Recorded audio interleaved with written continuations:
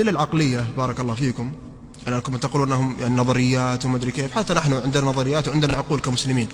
أولا نحن الآن في أين؟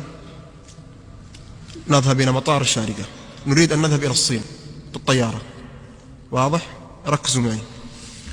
هذه الأرض إذا قلتم أنها تدور، إذا خرجنا من مطار الشارقة برحلة دولية إلى الصين، الأرض تدور صح؟ طيب لو وقفت الطائرة في السماء أليست الصين تأتي؟ صح ولا لا؟ انت حمار، انت ايش فاهم؟ خلاص طب خلاص انا فاهم، قول بقى كمل. تدور تأتي الصين ولا ما تأتي؟ طيب لو كانت الشمس الأرض تدور هكذا، لو تمشي الطيارة ما أدري كم تمشي لن تستطيع أن تلحق الصين، لأن الصين تدور وأنت تدور، ولن تستطيع أن تصل إلى الصين لأنك تدور وهي تدور، فكيف تصل إلى الصين؟ أدرى لك أنت سافرت بلاد برا ولا عملت إيه أنت ولا رحت فين؟ رحت فين أنت؟ قول كده بقى البتاع اللي أنت عملتها دي كده، قول كده، قول لي ثاني من الأدلة أيضا قوله صلى الله عليه وسلم من البيت المعمور. أين البيت المعمور؟ في السماء السابعة، محاذاة إيش؟ قال عليه الصلاة والسلام لو سقط على إيش؟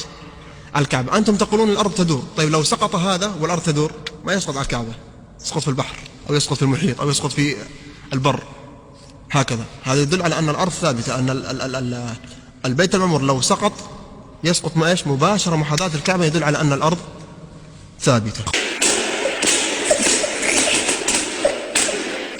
وهذا يا أخوان يعني أنتم مباشرة إذا يعني لا يأتي شخص ويقول كذا وكذا وكذا ونطير به، عندنا نصوص ثابتة وعندنا علوم شرعية نرجع إليها. ولذا الغرب، وهذا مما يعني توسع فيه بعض الناس من الإعجاز العلمي وكذا، وانظر إلى القرآن يفعل كذا وكذا، يقول هذا مذكور في القرآن قبل 1400 سنة وكذا. طيب لماذا لم تكتشفوه بما أنه في كتابكم من 1400 سنة وأنه كذا وكذا؟